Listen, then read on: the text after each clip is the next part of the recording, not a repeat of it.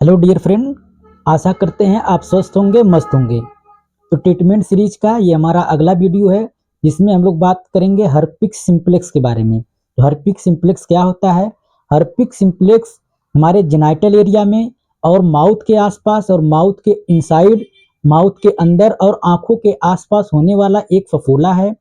फफोला होता है जो गुच्छों में होता है, जिसमें पानी और पस भी भरे होते हैं, जो कि कभी कभी फीवर के साथ भी आता है। और साथ ही साथ इसमें बहुत ज़्यादा जलन भी होता है और खुजली भी होता है, जो कि बहुत कष्टदायी होता है।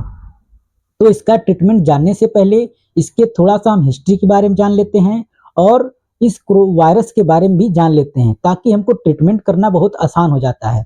ये जो हमारा वायरस है, ये 2000 साल पुराना ग्रीक सभ्यता से आया है। ग्रीक सभ्यता से हर्पिक सिंप्लेक्स को लिया गया था। ग्रीक सभ्यता से लिया गया था, जिसका ग्रीक का मतलब क्या होता है? रेंगना। हर्पिक सिंप्लेक्स एक ग्रीक वर्ड से लिया गया है, जिसका मतलब होता है रेंगना।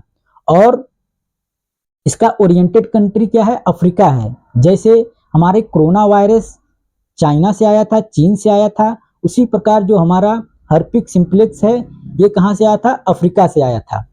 और ये जो वायरस है, इसका ट्रीटमेंट करने से पहले हम लोग जान लेते हैं कितने टाइप्स के होते हैं। जो हर्पिक सिंप्लेक्स वायरस जो होता है हमारा, दो टाइप का होता है, HSV1, HSV2। H for herpes, S for simplex, V for virus. HSV1 और HSV2। HSV1 जो होता है, ये हमारा अपर साइड में होता है। अपर साइड का मतलब या तो इनसाइड द माउथ होगा, या तो माउथ के आसपास होगा, या तो हमारे आंखों के आसपास होता है। और HSV2 जो होता है हमारा, वो जेनाइटल एरिया में होता है, लोअर साइड में होता है, जेनाइटल एरिया में होने वाला एक फफोला है। तो HS1 हो या HS2 हो, इसका क्या ट्रीटमेंट है? इसको हम लोग कैसे ठीक कर सकते हैं? एक चीज आपको बता दें, इसको हम लोग ट्रीटमेंट तो कर सकते हैं, लेकिन इसका क्योरेबल नहीं है। क्योरेबल का मतलब, इसको हम लोग सिम्टम के बेस पे इसको ठीक तो कर सकते हैं, लेकिन हमेशा के लिए खत्म नहीं कर सकते हैं। ये जो हमारा हर्पिक सिंप्लेक्स वायरस होता है, ये हमारे स्किन से केवल गायब हो जाता है, लेकिन ये हमारे स्किन के अंदर जाके छुपा रहता है, या तो स्पाइनल में जाके हमारा छुप जाता है। कुछ दिनों बाद या तो हमको फीवर हो बहुत तेजी से, या तो कोई सर्जरी हो रहा हो, या तो कोई डेंटल की कोई सर्जरी हो रहा हो, तो उस समय ये वापस से चला आता है और जिस एरिया में निकला है उसी एरिया में दोबारा निकल जाता है। इसलिए आपको मरीजों को भी बताना है। कुछ मरीज आपको शिकायत करेंगे कि आपने दवा दिया, ठीक हो गया, लेकिन कुछ दिन बाद, कुछ महीनों बाद, कुछ हफ्तों, कुछ साल बाद दोबारा वापस आ गया। तो आप उनको समझाएंगे इसका ट्रीटमेंट पॉसिबल नहीं, ट्रीटमेंट तो हो सकता है लेकिन क्योरेबल नहीं है, हमेशा के लिए ठीक नहीं हो सकता है। ये फैलता कैसे है? इसके फैलने का मेन कारण है माउथ से फैलता, हमारा माउथ के कंटेक्ट में आने से, और साथ ही साथ जेनाइटल एरिया के कंटेक्ट में आने से ये वायरस हमारा फैलता है। और ये वायरस हमारे बॉडी में कब आ जाएगा, ये कभी कभी हमको भी पता नहीं चलता है, और हम इन्फेक्टेड हो जाते हैं और इन्फेक्शन दूसरों में फैलाते हैं।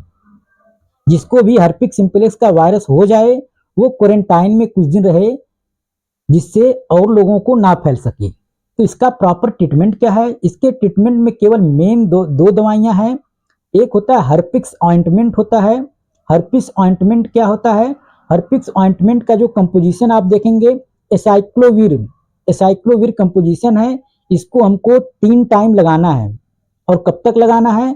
बस तब तक ही लगाना है जब तक कि वहां के जो फफोले हैं, जो गीले हैं, वो ड्राई ना हो जाएं। जैसे ही ड्राई अप हो जाते हैं तो हमको उसको लगाना छोड़ देना है। उसके बाद हमको कोई ऑयली क्रीम लगाना है।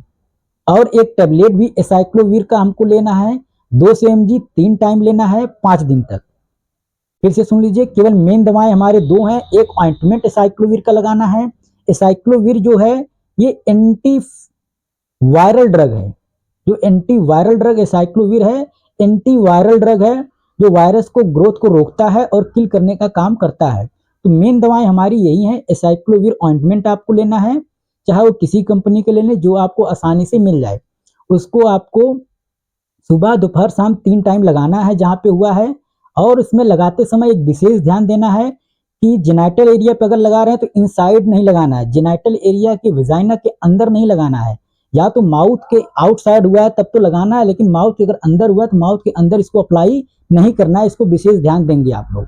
और इसके बाद जो हमारा टेबलेट एसाइक्लोविर 200 mg है, इसको 3 टाइम लेना है, वो भी 5 दिन तक लेना है। इसके बाद ये हमारा ठीक हो जाता है। और इसमें एक विशेष ध्यान हमको और देना है कि मेन दवा तो हमारी यही है ट्रीटमेंट की, मेन दवा हमारा यही 2 है बस। लेकिन अगर आपको फीवर आ रहे हैं तो फीवर के लिए सिम्प्टोमेटिक ट्रीटमेंट आप पैरासिटामॉल ऐड करेंगे। अगर पेनफुल है, दर्द भी हो रहा है, तो कोई एनाल्जेसिक देंगे। गैस की भी ऐड कर सकते हैं, अपने चॉइस के अकॉर्डिंग मल्टीविटामिन भी ऐड कर सकते हैं। लेकिन हर्पिक सिम्प्लेक्स की दवा केवल एसाइक्लोविर एक ऑइंटमेंट है और एक हमको खाना है, मेन दवा हमारी यही है। तो आप आशा करते हैं हर्पिक सिम्प्लेक्स के बारे में आप समझ गए होंगे। इसी का एक भाई है हर्पिक्स जोस्टर, हर्पिक सिम्प्लेक्स का ही एक भाई है हर्पिक्स जोस्टर, जो कि हमारा वेजाइनल पार्ट को छोड़कर, जेनाइटल एरिया को छोड़कर, माउथ एरिया को छोड़कर हमारे ये बीच वाले एरिया में होता है। या तो हमारे पीठ पे हो जाएगा, या तो चेस्ट पे हो जाएगा, या तो हाथों पे हो जाएगा।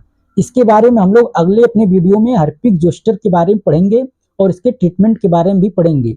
आप लोग हमारा ये मेडिकल स्टूडेंटों को आप हमारा वीडियो भेजेंगे ताकि हमारा वीडियो देख के लोग अच्छे से ट्रीटमेंट कर सकें, अच्छे से सीखें। आशा करते हैं आपको सारी चीज़ें समझ में अच्छे से आ गई होंगी और आप लोग इसको सब्सक्राइब करें, शेयर करें और लोगों तक पहुंचाएं। आशा करते हैं आप स्वस्थ होंगे, मस्त होंगे और मुस्कुराते होंगे।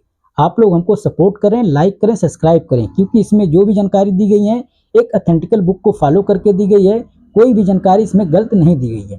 Thank you.